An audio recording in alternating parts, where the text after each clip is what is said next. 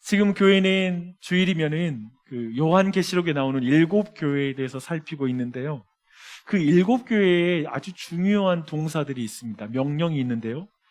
깨어 있으라, 주의하라, 회개하라, 충성하라. 이러한 말씀을 교회들에 주고 계십니다. 이 동사는 그러니 우리 모두에게도 굉장히 중요합니다. 한번 따라하겠습니까? 깨어 있어라, 주의하라, 회개하라, 충성하라. 이 7교회에 대한 말씀은 이 동사들에게 살을 붙이는 것이죠. 왜 이래야 되는지 이유를 말하고 살을 붙이는 것입니다. 이것이 종말을 사는 교회에 주시는 하나님의 말씀입니다. 솔직히 좀 부담스럽고 또 한편 힘들고 답답한 신자의 삶을 연상하게 하는 그런 명령이기도 합니다. 깨어 있어라. 좀 더 자고 싶은데요. 그렇죠? 주의하라. 좀 긴장 풀고 릴렉스하고 싶잖아요. 근데 계속 주의하래요. 그리고 회개하라. 회개에도 끝도 없고 확 바뀌지도 않는데 지지도 않는 작은 죄까지, 죄의 부스러기까지 탈탈 털어내고 긁어내서 뭔가 짜내야 될 것 같은 말, 회개하라 라는 그런 명령인 것 같아요. 그리고 충성하라. 충성하면 현실적으로 하나님의 보상이 주어졌으면 좋겠는데 충성해도 고만고만한 것 같은 그런 생각이 들 것입니다. 어쩌면 오늘 7교회에게 주신 이 명령들은 우리 모두에게 이런 느낌으로 와닿을 수 있는데요. 솔직한 마음은 주님께서 언제 오실지 그 시간을 우리에게 정확히 알려주신다면 우리가 깨어있겠고 주의하겠고 그리고 회개도 하고 그리고 충성하겠다 싶습니다. 어떠십니까? 주님의 날에 대한 관심, 주님이 언제 오실지에 대한 관심, 그 중심은 제자들도 가지고 있었습니다. 그래서 주님의 때가 언제 오냐고 제자들은 자꾸 묻죠. 동일하게 우리도 많은 사람들이 주님의 오는 날에 대한 그 때에 대한 관심이 많습니다. 근데 여러분, 제가 좀 질문이 있어요. 정말 우리는 종말의 때를 알면 더 깨어있고 주의하고 그리고 회개하고 충성할 수 있을 것 같습니까? 네. 제가 지금 사람이 앞에 없어서 이걸 좀 벗고 할게요. 네. 어떠신가요? 정말 종말의 때를 알면 우리가 깨어있고 주의하고 회개하고 그리고 충성할까 한번 질문해 보십시오. 저는 죄인의 본성을 생각해 볼 때 만약에 우리가 그 때를 안다면 알람 맞춰놓고 잠자고 죄짓고 방탕하고 그렇게 살아갈 것 같습니다. 죄인은 이제 마지막 주님이 오시는 그때만 깨어있고 주의하고 회개하고 충성하면 된다고 생각하는 게 죄인의 본성일 것입니다. 그래서 어쩌면 그러고 나서는 지금은 주님이 오실 때가 아닐 그때에는 아마도 그렇게 살지 않는 것이죠. 그런데 하나님은 때를 알려주지 않으세요. 때를 알려주지 않고 깨어있고 주의하고 회개하고 충성하라고 말씀하십니다. 저는 그게 질문이었어요. 왜 때를 알려주시지 않을까? 그리고 왜 이런 요구를 하실까라는 그 말씀이죠. 왜 그럴까요? 하나님은 그때가 아니라 지금 우리를 만나고 싶기 때문에 그렇습니다. 지금 이 순간 우리를 너무 만나고 싶기 때문에 우리의 죄된 본성을 알기 때문에 그 때를 알려주시지 않습니다. 도리어 항상 깨어있고 충성하고 늘 깨어있으려고 노력하고 하는 과정 속에 끊임없이 나를 만나고 싶어 하시는 하나님의 마음이 이 명령 안에 있다고 생각합니다. 마지막 그때가 아니라 지금이야말로 우리가 깨어있어야 할 때라고 말씀하시는 것입니다. 그래서 생각해 보세요.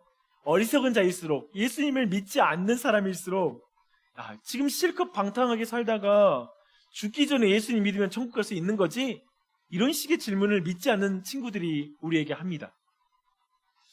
지금 잠든 사람은 그날에도 잠든 사람이 될 것입니다. 그것이 바로 성경의 가르침입니다. 그런데 교회 밖에만 잠든 자가 있는 게 아니더라고요. 교회 안에도 잠든 자가 있다는 것이 바로 요한계시록의 말씀이고요. 오늘 예배소서 말씀도 그것을 말하고 있습니다. 그래서 예배소서 5장 14절로 21절은 그 가운데 잠자고 있다는 사람을 이렇게 말해요. 잠자는 자여 깨어서 죽은 자들 가운데서 일어나라 라고 14절에서 말하고 있습니다. 죽은 자들 가운데서 깨어나라. 지금 교회 안에 죽은 자들과 똑같이 잠들어 있는 사람이 있다는 것이죠. 그래서 죽은 자들이란 곧 세상 사람들이죠. 그리고 하나님을 믿지 않는 자들이죠. 그들의 가치와 생각과 패턴으로 살지 말라는 것입니다. 그들과 동일하게 잠든 가운데 살지 말고 깨어서 일어나라고 말씀하고 있죠. 계시록에서는 이렇게 교회 안에 잠든 자들이 있었는데 그들을 니골라당, 발람당, 그리고 이세벨당 이런 사람으로 지칭하고 있습니다. 깨어나야죠. 80년이라는 세월이 전부라고 말하는 자들, 근데 이젠 그 깨어있다라는 그 의미를 특별히 소극적으로는 이렇게 말합니다. 세월을 아끼라 때가 악하니라. 이게 깨어있는 삶입니다. 세월을 아끼라 때가 악하니라. 80년이라는 세월이 전부라고 말하는 자는 세월을 아껴가면서 놉니다. 인생이 별로 길지 않다고 생각하는 거죠.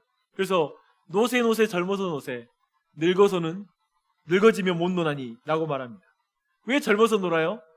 늙어지면 침대에서 시간을 보낼 때가 많기 때문에, 그걸 알기 때문에 지금 짧은 젊은 시간에 열심히 놀아야 된다라고 결론을 내린 것입니다. 여러분 어떻습니까? 지금 성경은 왜 세월을 아끼라고 말하고 있죠? 이게 중요한 질문이거든요. 왜 세월을 아끼라고 하는가? 그 이유는 세월이 악하기 때문에 우리에게 세월을 아끼라라고 이렇게 연결시키고 있습니다. 이 세상은 하나님이 없는 육체적 쾌락을 최대한 추구하라고 말하고 있습니다. 술 취한 것이 방탕하다고 말하잖아요. 술 취한 것이 방탕한 이유는 뭐냐면 술 취한 그 순간만큼은 우리가 하나님의 뜻을 쫓지 못하고 자신을 제어하지 못하고 그 시간을 허비하기 때문에 술 취한 것이 방탕한 것입니다. 즉 낭비하는 인생을 사는 것이죠. 여러분 주의하십시오.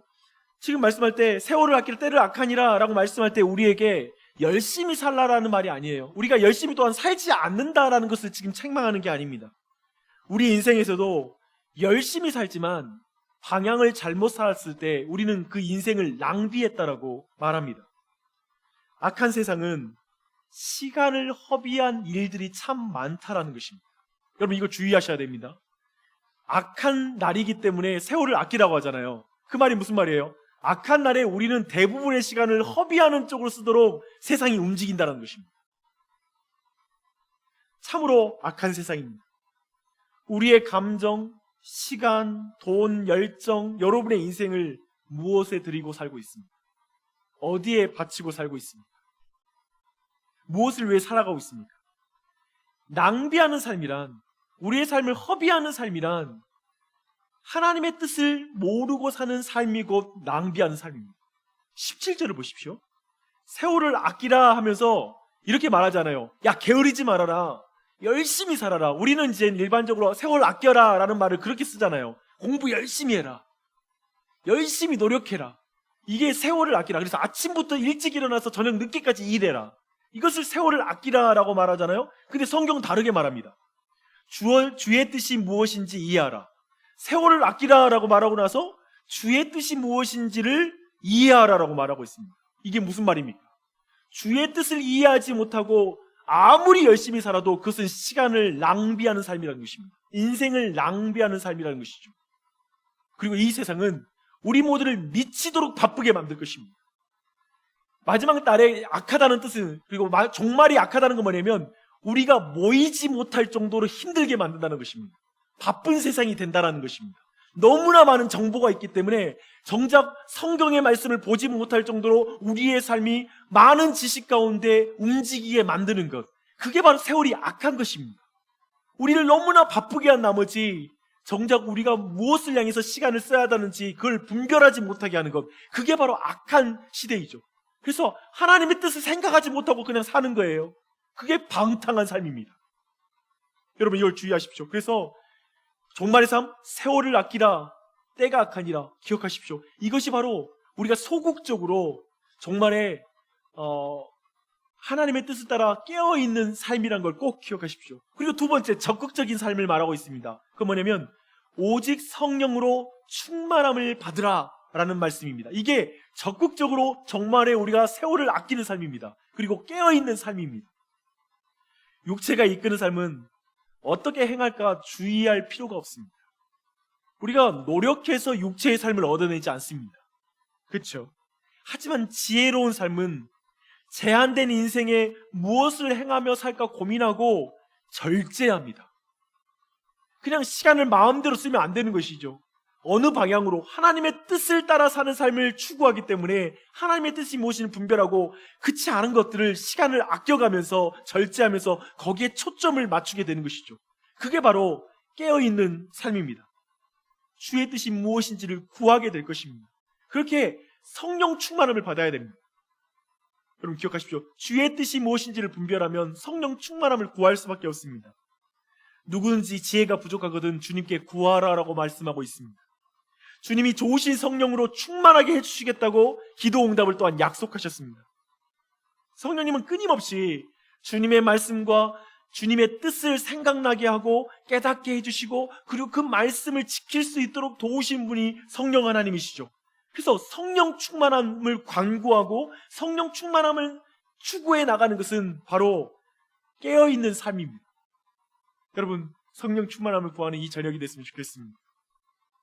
다시 그 성령 충만함을 구할 때 우리의 삶은 시와 찬미와 신령한 노래들로 서로 화답하게 될 것입니다. 진짜 교회가 만들어지는 것입니다.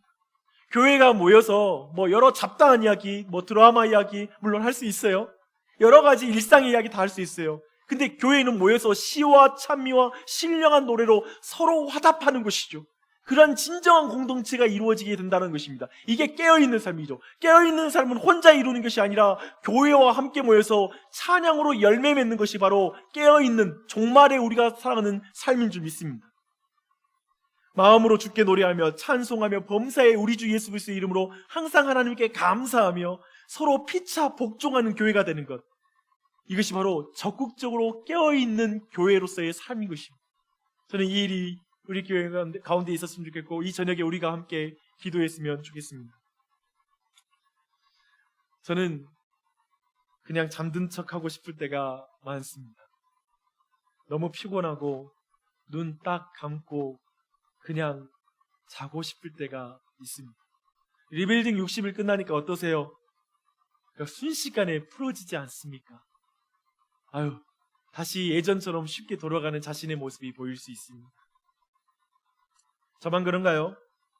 우리의 가장 큰 문제는 세상 속에서 우리 스스로 자신의 삶에 변화를 주기를 원치 않는다는 것입니다. 세상에서 깨어나면 피곤하니까요.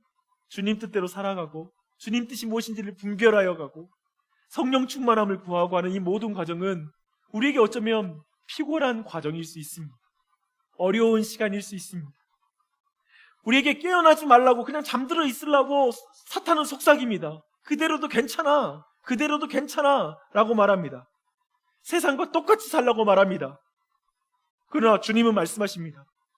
깨어 있어라. 왜냐하면 내가 너의 눈을 마주치며 말하고 싶고 너와 대화 나누고 싶단다 라고 말씀하십니다. 주의하라, 회개하라, 충성하라 라고 말씀하십니다. 7교회에게도 말씀하셨고요, 우리 모두에게도 오늘 말씀하십니다. 이 저녁에 이것을 간구하게 해요. 함께 기도하면서 나아가는 이 저녁이 되었으면 좋겠습니다.